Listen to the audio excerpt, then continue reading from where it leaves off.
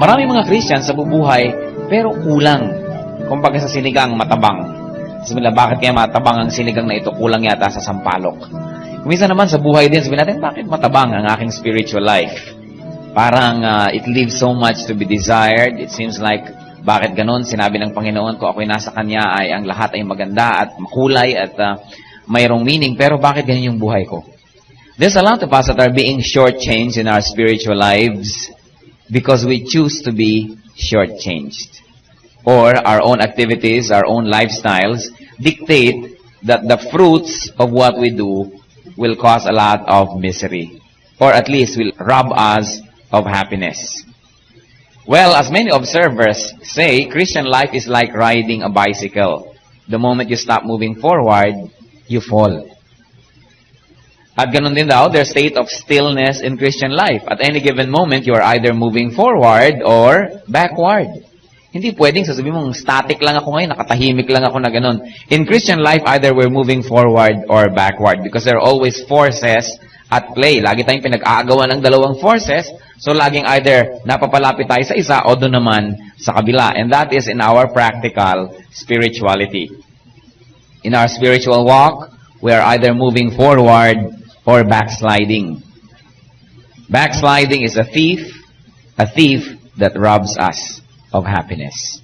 At sa ating series of the thieves that rob us of happiness, we will be discussing how backsliding becomes a thief in our lives. Ano daw ba yung backsliding? It is something that is in the mouth of nearly every Christian. Backsliding, according to the dictionary, is lapsing morally, as in the practice of religion. Now, to be very specific in our faith, backsliding is losing interest in God, as it is exemplified in 1 Kings 11, verses 9 and 10. Or backsliding is not loving Christ enough. Not loving Christ as at first. Tulad ng sinabi sa Revelations 2:4. Para bang sa pag-ibig, nung unang sinagot mo siya, o kaya ay sinagot ka niya, ay talaga namang hindi mapuknat ang inyong pagtitinginan at gusto niyo kayo magkasama araw at gabi. At talaga namang kulang ang isang oras pagka hindi mo nadidinig ang kanyang boses. Pero later on, ayaw mo na marinig. Ayaw mo na makita. Kumisan, dumadaan ang mga araw, hindi mo na mimiss.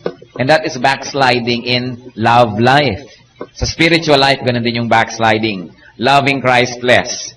Less than at first, nung una. At kailan nung una? Si Christ ang talagang ating first love. First love when we had eternal life. First love nung tayo na born again. Kasi nung nagkaroon tayo ng life in Christ, ang kauna-unahang subject ng ating love siya. Siya yung first love. And there is always that comparison na hihigitan natin dapat yon dahil di ba ganun talaga ang pag-ibig? Habang lalo mo nakikilala, mas dapat ka napapalapit at napapamahal. Habang tumatagal ang panahon, mas lalo kayo dapat napapalapit sa isa't isa. But in spiritual life, if we don't watch it, yung love natin kay Christ nagwe-wane. Yung expression of that love and also the fruit of that love. And that is what we call backsliding. Let's note that backsliding is first, it is first a condition of the heart. Hindi pa siya action. Condition of the heart. The heart becomes cold to the Lord. Ayaw na mag-pray, tinatamad magbasa ng Bible, tinatamad mag-worship, tinatamad umattend ng Bible study, tinatamad mag-memorize ng mga verses. Just plain coldness. It is first an attitude. Backsliding can also be a rebellious condition of the heart. You know the word of the Lord and you rebel against it because it does not suit your personal purposes. Backsliding may also start as a sinful attitude. Not yet an action, but an attitude. When we question the very wisdom of God, or we know what is right to do, but we intend to disobey it. And then, when all of these conditions of the heart are not checked, backsliding becomes disobedience. It becomes a direct assault against God's holiness. It becomes a direct hit or a direct move against God. It becomes disobedience. It becomes rebellion. Then it becomes evident in one's lifestyle. A person may be in church doing the works of a Christian, singing, doing Bible studies, teaching, but may actually be already starting to backslide in the heart. So backsliding is very dangerous because it starts in the inner recesses of the heart where you do not notice it so much. How does backsliding become a thief? As we have already defined, backsliding is just going back to our old self. Kung nandiyan ang Lord, dapat papalapit tayo, umaatras tayo. And that means sinful living, a life of spiritual disobedience, a life of spiritual arrogance, a life of independence from the Lord. And so we backslide. How does backsliding become a thief? Many ways, but tonight we will concentrate on some, on how it robs us of 7 major things. Backsliding robs us of infinitely more things, but let's discuss 7 of them. 1, backsliding robs us of joy. Meron ba naman nagbabackslide na meron pa ring joy? Di nga ba, pag nag-backslide tayo, nagkaroon tayo ng kasalanan, ang puso mo ay parang nalamukot na papel. Pag meron tayong nagawang kasalanan at hindi pa natin habit gawin yon, yung grieve na grieve ka agad. Para kang nabagsakan ng Mount Pinatubo, dinaganan pa ng Mount Mayon. Para ang bigat ng pakiramdam mo. Nawawala yung joy natin. Pero pag paulit-ulit natin ginawa yon, nagwe-wear off yung heaviness, nasasanay. But then, backsliding robs one of joy. Kaya si David sa kanyang backslidden state, sabi niya sa Lord sa Psalm 51:12, "Restore to me the joy of your salvation." Of course, we should know that he did not say, "Restore to me your salvation," because salvation needs no restoration because it is permanent. However, David says, "Restore to me the joy of your salvation." Because even though salvation may be permanent, its joy is not. The joy is dependent on our personal holiness. And so, backsliding, while it may offer pleasure, robs us of joy. Kaya, very cheap yung choice. Yung kapalit ay masyadong mura. He who backslides for pleasure is shortchanged. Lugi. Biruin mo, kakapalit yung joy na nandyan, hindi nawawala kahit kailan, papalitan mo ng pleasure. Eh yung pleasure, pag nawala yung agent that brings the pleasure, tanggal agad yung pleasure. Pleasure is there only as long as the agent that brings it is there. Parang electric fan. Pag pinatay mo na, wala na uli. Diba? Parang umiinom ka lang ng malamig na tubig. Pag hindi ka na umiinom, wala na uli yung pleasure. Any pleasurable matter is dependent on a physical source. And the moment it is withdrawn, the pleasure is gone. And so whoever will trade joy for pleasure is really stooping so low. And that's what we do many times. Backsliding robs one of joy. What else does backsliding rob us of? Backsliding robs one of peace. Galatians 5:22, "But the fruit of the Spirit is, among others, peace." Psalm 53:1, "For I know my transgressions and my sin is always before me." Sabi ni David, alam ko naman lahat, Lord, ang kasalanan ko. At hayan, lahat ng kasalanan ko, kay matulog ako, kay magising ako, kay kumain ako, kay magpahinga, nandyan, nakaharap sa akin, sumusumbat. Wala tayong peace. Pag nabubuhay tayo sa kasalanan, the peace is not there anymore. Suddenly, maraming fear na kapalit, maraming mga doubt, maraming kung ano-anong anxieties. And so whoever would exchange pleasure or sin for peace is making a very bad choice. What else does backsliding rob us of? Backsliding robs one of Christian fellowship. And I mean true Christian fellowship. One of the greatest gifts that the Lord gives to a Christian is fellowship. It's one. Isipin nyo, isa sa mga pinakamagagandang regalo sa atin ng Panginoon is one of the best things that ever happened to you. I'm sure it will be Christian fellowship. Next to salvation, Christian fellowship. Napakalupit ng mundo, pero pag magkakasama tayo, there is that joy, there is that support, there is that love. You hear all kinds of nasty things all over the place, but when we have the fellowship, we say good things to each other and we encourage one another. Or at least that's what should happen. And backsliding robs one of Christian fellowship. Paano nangyayari yun? Siyempre, yung backslider ba naman ay mahilig pang makipag-fellowship? Siyempre, unti-unti na yung nawawala. Una, yung 3 times a week niya, nagiging 2 times, hanggang maging once a week, hanggang dapat ay darating ng alauna, kumisan, ala na. Hindi na talaga sumisipot. So, anong nangyayari? Hindi na siya nakikipag-fellowship. And he is robbed of that support. He is robbed of that joy of togetherness. He is robbed of being prayed for, of being cared for. And what else? Ang isang taong nagbabackslide, maski nandyan pa sa church at nakikipag-fellowship, lata na lang, lalagyan na lang yung nakikipag-fellowship, walang laman. It is empty. Nandyan ka nakikikanta, pero nasan talaga ang spirit? Pagka nagpe-pray, nakikiyuko, nakikipikit, pero nagpe-pray ba ang kaluluwa? Kaya pretty soon, even though you may physically fellowship, but if the spirit is not there, then the body will also go because there is no more benefit from the fellowship. At yan ang isa sa mga grabing kalugihan ng isang tao nagbabackslide. Nawawala siya sa fellowship. Nawawalan siya ng gana. Yung dating may katuturan, baliwala na ngayon. So ang nangyayari, nababawasan ang sources niya of support, of love, of care, of spiritual nourishment.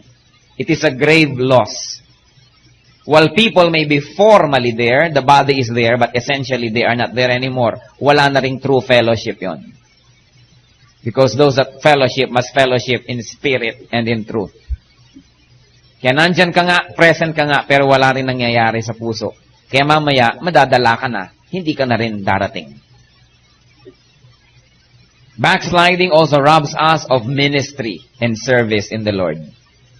Unless you're a professional liar and a great pretender, you cannot be in a backslidden state and at the same time be in an active ministry. Maliban na lang talagang napakahusay mong manghuwad. So ano? Ang mga taong nagbabackslide spiritually, unti-unti, laylo muna ako ngayon. Leave muna ako ngayon. Hindi na muna ako ngayon tutulong. Magpapahinga na lang muna ako ngayon. Yan ay excuses lamang. Ang ibig sabihin lang yan, even before they say that, matagal nang naputol ang spiritual link. Ngayon, ginagawa na lamang na formal. Because essentially, it was already cut. Now you want to do it formally. Kawawa ang isang taong nagbabackslide sapagkat nawawalan ng fellowship at nawawalan ng ministry. Bakit naman siya umaalis sa ministry? Kasi a person that backslides feels out of place. A person that backslides creates a ghost out of shadows. Kahit hindi mo inuusig, akala inuusig mo. Meron kang sinabi, akala pinaparinggan mo. Ganon talaga ang taong may sugat, madaling masaktan. At ang taong umaaray, tinatamaan kasi. So kahit kuminsan wala ka namang ibig sabihin, akala meron kang ibig sabihin, paano guilty? And so ang nangyayari, sila na mismo ang umaalis sa ministry. Nawawala naman ng joy sila sa ginagawa nila, bakit pa nga naman itutuloy? O kaya naiilang sila sa mga kasama. At kadalasan, pagtalamak na ang backsliding, sila man mismo nang hihinayang sa panahon o pagod nila sa ministry. Kaya umaalis na lamang. A backsliding person is robbed of ministry and service. And if you are robbed of ministry and service, what happens? You are robbed of the privilege of gathering up for yourself treasures in heaven. Ikaw din ang lugi. Yung taong nasa ministry, nagpapagod, naghihirap, mukhang kawawa. Hindi, because God is a God of justice. And God knows how to repay. He repays 100-fold, 1,000-fold. Paano ka pa mananatili sa ministry kung wala na ang iyong puso? Sabi sa Amos 3:3, do two people walk together unless they agree? So how can your body be in a place where your spirit does not agree? So pagka ang spirit hindi naka-agree, sumusunod na yung body. Kumisan merong transition time, matagal nang nawala yung spirit, nandoon pa yung body dahil siguro pressure, dahil nahihiya, dahil this and that. But pretty soon, the body will also go. Unless you're a professional deceiver, you cannot backslide and maintain your ministries. Kaya nakakalungkot. Ang mga tao, pagka umaalis sa ministry, maliban na lamang that they are going to a better ministry, will choose very low. Kung minsan gustong magkaroon ng nobyo, hindi mag-jive ang schedule, kaya nagre-resign na lamang sa choir, nagre-resign na lamang sa Sunday school, at nang mas maging malaya na makipag-date.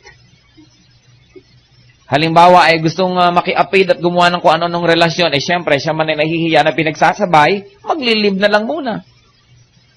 So, anong nagsasuffer? Ministry. Don't leave your ministry unless you are moving to a better ministry. Otherwise, you are choosing too low and making yourself very cheap. Nangyayari sa atin lahat yan. Kung hindi natin babantayan, minsan gusto na nating tumigil sa ministry, gusto na nating umalis o umayaw, tanong natin sa sarili natin, at I'm sure there's one reason, we have backslidden. Huwag mo sasabihin, kasi I feel holier than them, mas mataas ang calling ko kaysa sa kanila, hindi compatible. Kaya, aalis na lang ako. Kasi kung talagang mas mataas ang calling mo, di ili-lift up mo sila. Yun naman ay kung totoo yung claim. No one can serve two masters. Either he will hate the one and love the other, or he will be devoted to the one and despise the other. You cannot backslide and serve God effectively. Hindi compatible, hindi pwede. Namimili lang tayo. And it is my prayer that in the right time, when given the choice and forced to choose, we will choose the higher ground. Hindi yung escapist na to simplify matters, titigilan ko na lang ang ministry ko. It doesn't simplify because you are robbed. Ikaw ang kauna-unahang nalulugi. Backsliding also robs us of divine protection. Sabi sa John 10:3-4, at ang background nito, alam niyo po sa Israel noon, halimbawa may mga pastulan, kung saan-saan kumakain ng mga tupa, kung saan-saan mga damuhan. Pagkagabi, usually merong mga napupuntahan niya na shelter, merong mga fence, at may mga gate. At kuminsan, pinauupahan ng mga tao yung kanilang tulugan ng mga tupa na yon, para kung nando ka sa lugar na yon, sa gabi, doon mo ipapasok kayo mga tupa. Pero maraming gumagamit noon, kaya maraming may mga tupa-tupa, kanya-kanyang tumpok yun. Kaya ang nangyayari ko minsan, sa gabi, may pumapasok para magnakaw. Meron naman, sisipol, akala ng mga tupa, yun na yung amo nila, tayo na, alis na, susunod. Nananakaw sila. Kaya ang sabi ng Panginoon, sa John 10:3-4, the watchman opens the gate for him, yun daw yung tunay na shepherd, and the sheep listen to his voice. He calls his own sheep by name and leads them out. When he has brought out all his own, he goes on ahead of them, and his sheep follow him because they know his voice. Para ang isang tupa ay sumunod sa isang maling amo, baka dalhin siya sa matadero at hindi pa oras ay maging na siyang chops, maging lamb chops na siya, di ba? O maging barbecue na siya. Kaya napaka-dangerous not to hear the voice of your master and to follow another voice. Or, it is dangerous to hear the voice of your master and not follow. Kasi pag naglalakad sila, kumisan may mga matatarik na bangin, mga makikitid na landas lang sa gilid ng bundok ang dinadaanan nila, pag hindi sumunod ang mga tupa sa tawag ng kanilang mga may-ari, ay kung saan-saan huhulog, naliligaw. At ang tupa, pag naliligaw naman, ay hindi malaman kung paano babalik. Mabuti pa ang pusa. What is the significance? Para tayong tupa. Ang Panginoon laging tumatawag sa atin. Ang nagbabackslide, nadidinig yung tawag, pero hindi sumusunod. He goes on his own. And what happens? He goes outside of God's protection. Lumiko ka dyan, nahulog ka, di pasensya ka. God protects those that are under His shadow, pero hindi naman siya namimilit.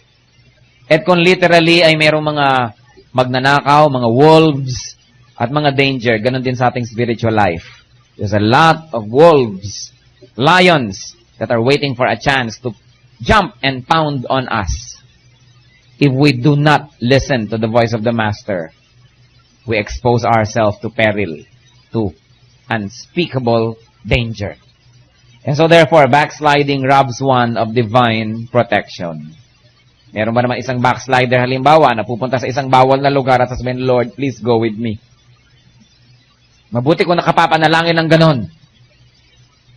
Gagawa ng isang masamang bagay at, Lord, huwag mo po akong ipapabuko. Meron kayang ganon na nagpe-pray. So, hindi nila talaga nagpe-pray. Dahil napakakapal naman ng mukha ng isang Christian, nagagawa ng masama, hihingi ng blessing. So ang nangyayari, we abstain from the protection of the Lord. We get out of the Lord's protective fence, and so therefore, we expose ourselves to danger. Another robbery, backsliding robs one of divine blessing. James 1:6, and a paraphrase of it, a double-minded man, unstable in all his ways, should not think he will receive anything from the Lord. Meron tayong singleness of purpose, singleness of devotion, and dedication to receive blessings from the Lord. And so therefore, a backsliding person does not only get out of God's protective fence, he also gets out of divine blessing. Now, siguro may mga nagbabackslide na nagpa-prosper, nagtatagumpay, sumisikat, yumayaman. But that is only material blessing, remember. And all material things are temporary. Hindi pa tapos ang buhay. Hindi ko mo prosperous ka ngayon, ibig sabihin prosperous ka na forever. Ibig mong sabihin, crime pays. Crime does not pay. And sin does not pay. Nag-a-advance lang yan, pero pag yan ay sumingil, napakalaki ng interest. And so therefore, backsliding robs one of divine blessing. And there's an even more immediate robbery that can happen if we allow backsliding in our lives. And this is 7 of the 7 that I like to share with you. Backsliding may rob one of earthly life. Ano ibig sabihin natin? Ang isang taong nagbabackslide ay maaring biglang mamatay. Sabi sa Deuteronomy 5:33, walk in all the way that the Lord God has commanded you, so that you may live and prosper, and prolong your days in the land that you will possess. And so therefore, one of the gifts of the Lord to obedient and godly Christians is a long, happy life. Ipinangako rin niya, sabi, honor your father and your mother so that your days may be long in the land. Hindi ko mabiglang namatay, ibig sabihin, ay, hindi yata godly, bakit namatay to? Pero, meron sigurong reason at pwede nating isipin na baka nga meron, the something between them and the Lord. Because the Lord promised a long, happy life. Ganyan ang ginawa niya kay Moses, di ba? Mahaba ang buhay niya.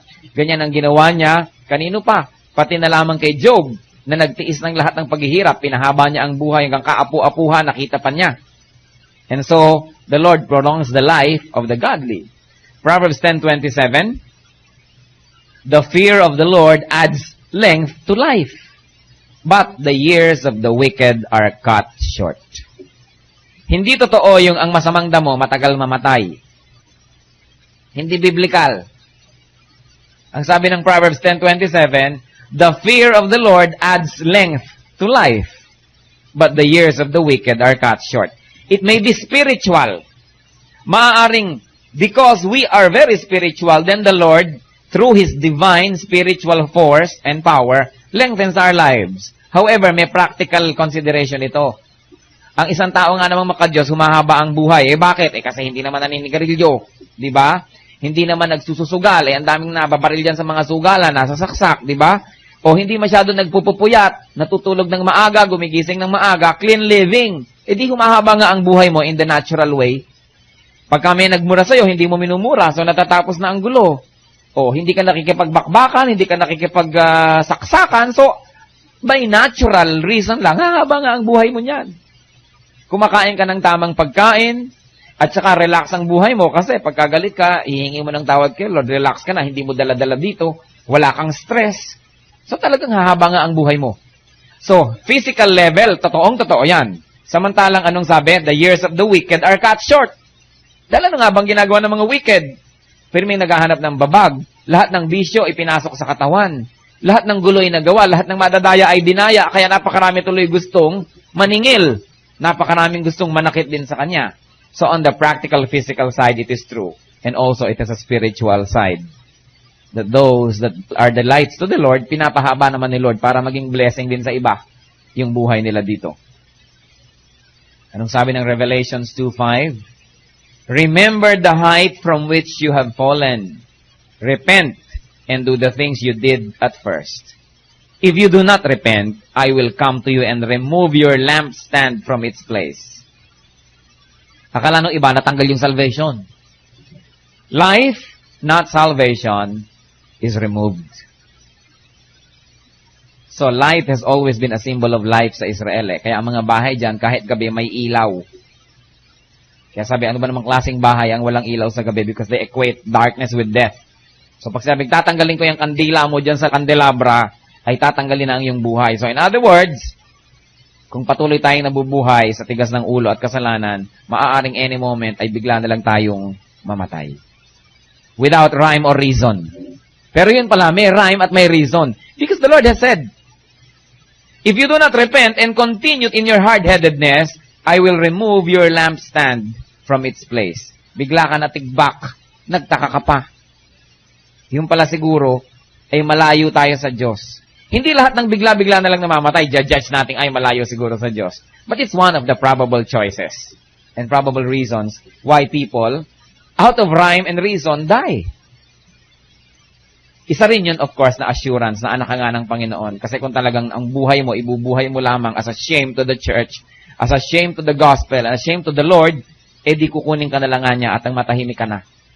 But of course, although to die is gain ka at nagpunta ka rin sa heaven, pero nawalan ka ng opportunity to gather for yourself treasures in heaven. Nandun ka na agad. Nawalan ka na ng opportunity to serve the Lord.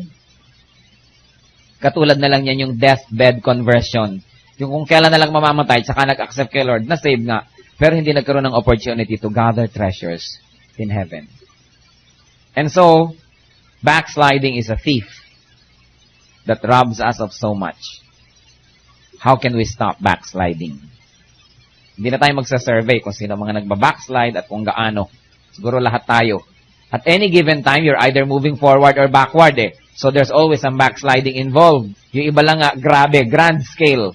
Yung iba, hindi masyado. Pero we should all be guilty of this somehow. How can we stop backsliding? We should repent. Repent of all our sins that we commit after salvation. And there are 5 R's of real repentance. 5 R, madaling tandaan. To really repent, first you reflect. Kailangan mag-isip. Kung hindi tayo mag-iisip, marami tayong backsliding na nangyayari, hindi natin napupuna. Akala natin okay lang. Akala natin natural lang yun, pero hindi. And so first is reflect. Think. Search. Study your life. Bawat kasulok-sulukang aspect ng buhay natin, dali natin under the scrutiny of a microscope and see if there is backsliding that goes undetected. Reflect, and then another R, realize that there are mistakes, and realize that if there are mistakes, we are in terrible condition. That we are distant from God. And after reflection and realization, we must return to the Lord. We've got to return. Kahit anong agwat, anong distansya natin from the Lord, dapat tayong bumalik. Return to God. Return to your first love. Anong sabi ng Revelations 2, 4, and 5? Yet, I hold this against you, sabi ni Lord. You have forsaken your first love. Remember the height from which you have fallen. Repent and do the things that you did at first. Gaano ka-close tayo kay Lord nung unang-una tayong Christian? Gaano ka-excited tayo magbasa ng Bible? Gaano ka-excited tayo umattend ng Bible study? Gaano tayo ka-excited mag-memorize? Gaano tayo ka-excited kumanta? Makipag-fellowship with Christians? Naku, talagang hindi mo mapigil. Harangan mo man ng sibat, hindi mapigil mag-aral, kumanta.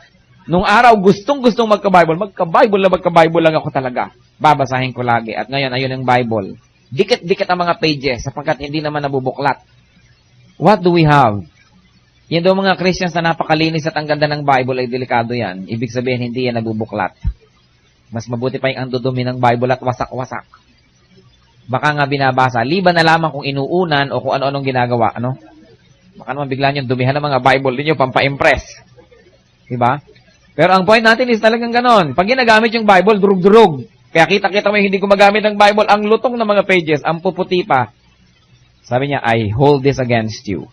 You have forsaken your first love. Nasa na ba ngayon ang pwesto ni Lord sa puso natin? Right now, first ba talaga? Return to the Lord. And of course, when we return, we leave the world or we leave our worldly company. Naku, kuminsan, nag-camp, hot na hot sa Lord si babae, hot na hot sa Lord si lalaki, nagkita. Naging magnobyo, ngayon sila na ang Diyos ng isa't isa, nakakalimutan na ang Diyos, nakasama ang isa't isa sa kanila. It can happen. Relationships can become idols. Hindi makatulog si babae hanggang hindi tumatawag si lalaki. Pero kahit na hindi magbabasa ng Bible, naghihilik pa. Pwede. Meron pang, huwag na muna tayong umattend ng fellowship ngayon, ano? Wala naman tayong privacy dun eh. Mag-prayer meeting na lang tayong dalawa sa Paco Park. Nakakasagabal sa isa't isa, no? And so it is not good. We've got to return to God. And another R, of course, restore. Have yourself restored by the Master Restorer, the Lord Himself. Restore yourself through God's power.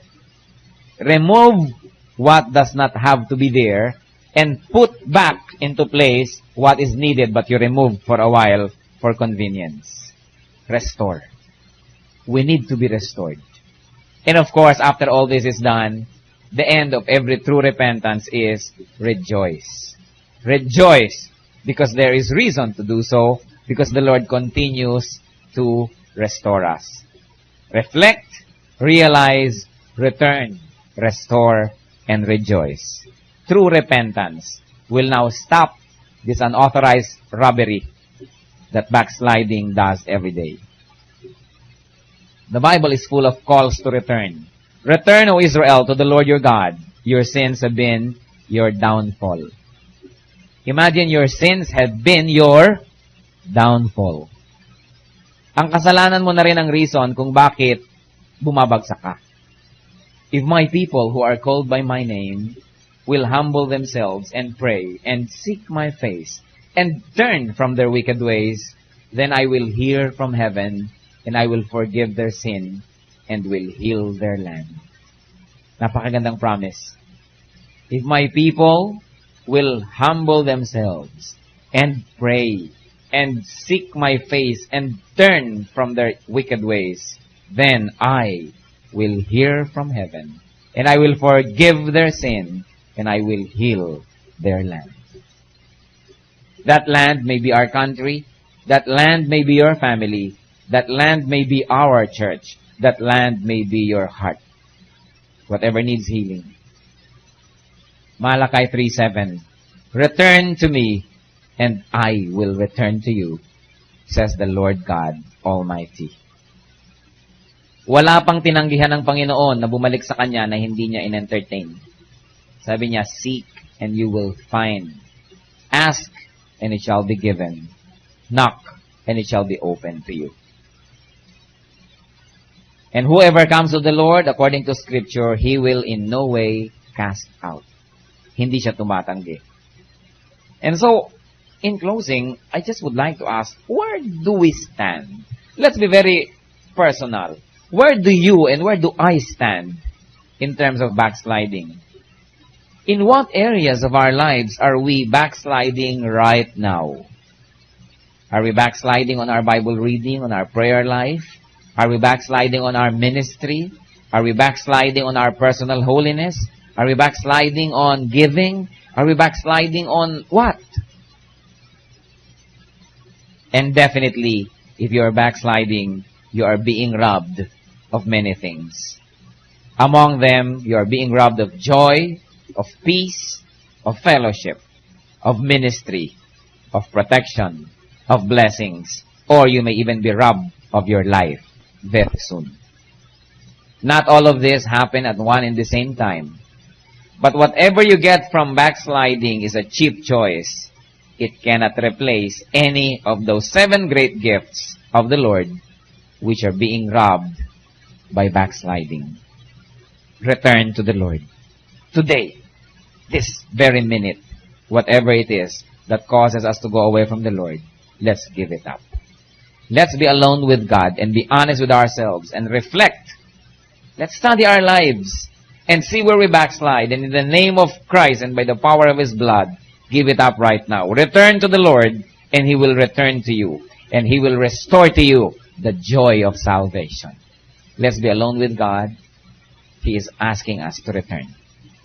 Lord knows our heart, and we know our own bitterness.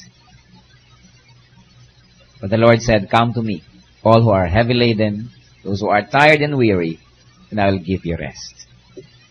So if you would like to say today, Lord, there's an area of my life where I backslide, and I like to give it to you, because on my own, I don't have the power. I cannot. And sometimes I can, but I'll rather not because of my choice, because of my perverted desires. Father, I'd like you to work in my life today. And those of you that would like to say that, stand up where you are. I will pray for you. We will pray to the Lord. The Lord listens to us. Not one person can say, I am totally holy. We backslide here and there. Father, we are all standing before you, your people that recognize their need of you. We need you, O Lord. We're sorry for our sins. Cleanse us from all our filth. Wash all our sins with the blood of Jesus Christ, O God. And take your throne. Sit in our heart. Be our God. Be our Lord. Not only in word, but in deed. Father, you know what each one has in his or her heart. You know our sins. Forgive us on the account of your mercy.